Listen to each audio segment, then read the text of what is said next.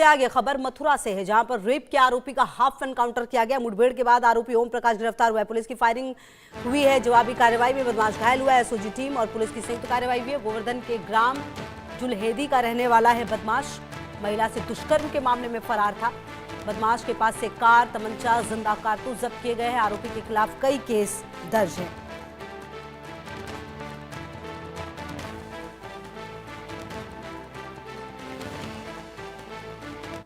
थाना क्षेत्र में एक लड़की को लिफ्ट देने के बहाने एक व्यक्ति ने गाड़ी में बिठाया तथा उसके साथ दुष्कर्म किया। इस सूचना पर थाना कोतवाली क्षेत्र और एसओजी की संयुक्त टीम अभियुक्त की तलाश में जुट गई। मुखबिर खास द्वारा सूचना दी गई कि अभियुक्त केआर डिग्री गर्ल्स कॉलेज के पास गाड़ी में अपने साथी का इंतज़ार कर रहा है। उसके पास एक असला और कारतूस भी है।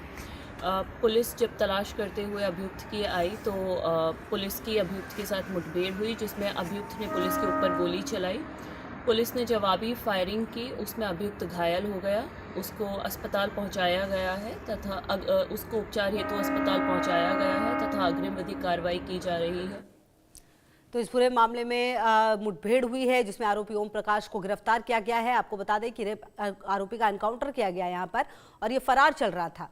और देखिए कि किस तरह से गोली लगी है। एसओजी टीम और पुलिस की संयुक्त कार्रवाई देखने को मिली है। गोवर्धन के ग्राम जुलहेदी का रहने वाला था ये बदमाश। और वीर नारायण हमारे सहयोगी, ज्यादा जानकारी के लिए इसी खबर पर हमारे साथ। वीर नारायण, ये आरोपी जो है फरार चल रहा था महिला से दुष्कर्म के मामले में, अभी से पकड़ लिया गया, एनकाउंटर भी किया गया है। क्या और भी आरोप थे इसके ऊपर, क्या जानकारी मिल पा रही है? क्योंकि कई केस दर्ज है इसके खिलाफ, ये भी जानकारी है।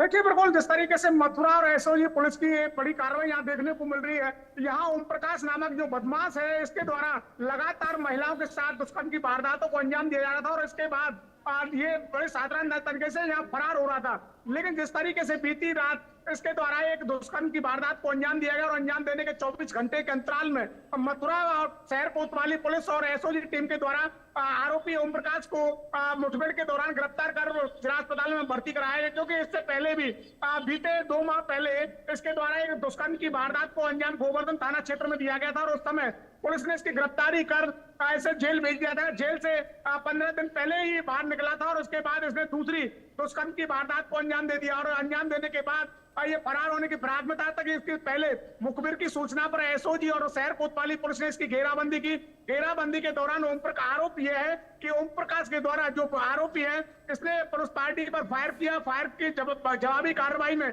एसओजी की एक गोली जो है ओम प्रकाश के पैर में लगी। गोली लगने से ओम प्रकाश घायल होकर के गिर पड़ा। इसे पुलिस के द्वारा जिला अस्पताल में भर्ती कराया गया। यहाँ से न्यायालय में पेश किया जाएगा। न्यायालय में पेश करने के बाद ये इसके सलाखों के पीछे भेज दिया जाएगा। आपको बता दें कि ओम प्रकाश के खिलाफ मथुरा ही नहीं बल्कि दिल्ली में भी दुष्कर्म के मुकदमे दर्ज है। ओम प्रकाश पहले कथावाचक था। कथा के दौरान महिलाओं से नजदीकी बनाकर के दुष्कर्म की वारदातों को अंजाम दिया करता था। तो उसके बाद ये मथुरा आया। मथुरा में गोवर्धन थाना क्षेत्र में परिक्रमा मार्ग किनारे एक महिला को गाड़ी में बिठा करके ले गया और वहां दुष्कर्म की वारदात को अंजाम दिया। उस समय इसको जेल भेज दिया गया। लेकिन अब उसके बाद इसके द्वारा फिर से इस तरीके की घटनाओं को लगातार पुनरावृत्ति की जा रही थी और यही वो कारण है कि मथुरा पुलिस अब सख्त नजर आई और इसको एनकाउंटर में गोली लगने के बाद अब सलाखों के पीछे भेजा जा रहा है। जी, कहीं ना कहीं अब इस पूरे घटनाक्रम में वीर देखना ये भी होगा कि किस तरह के जो मामले हैं वो दर्ज है और आगे किस तरह से कार्रवाई होती है। एनकाउंटर हुआ है और क्या अभी ये हॉस्पिटल में ही है वीर? कब तक डॉक्टर जो है इसको छोड़ेंगे? क्या जानकारी इस बारे में मिल पा रही है? क्योंकि उसके बाद ही आगे की कार्रवाई हो पाएगी, पूछताछ हो पाएगी। जिस तरीके से एसएसपी सलोक कुमार के निर्देश में लगातार अपराधियों के खिलाफ अभियान चलाया जा रहा है और इसी अभियान का ये परिणाम है कि ओम प्रकाश दुष्कर्म की वारदात को अंजाम देने के बाद केआर इंटर कॉलेज के समीप खड़ा था और किसी अपने साथी का इंतजार कर रहा था और यहाँ से फरार होने की फिराक में था। लेकिन जिस तरीके से मुखबिर की ये सूचना मिली और मुखबिर की सूचना पर पुलिस ने इसकी घेराबंदी शुरू कर दी और घेराबंदी के बाद ओम प्रकाश के द्वारा पुलिस पार्टी पर तमंचे से फायर किया गया और फायर का जवाबी कार्रवाई जब एसओजी ने की। ठीक है, इस पूरे मामले पर लगातार रहेगी नजर, आगे भी आपसे अपडेट लेंगे। फिलहाल शुक्रिया आपका इन तमाम जानकारियों के लिए। बढ़ते आगे खबर छत्तीसगढ़ से, जहां पर दंतेवाड़ा में नक्सलियों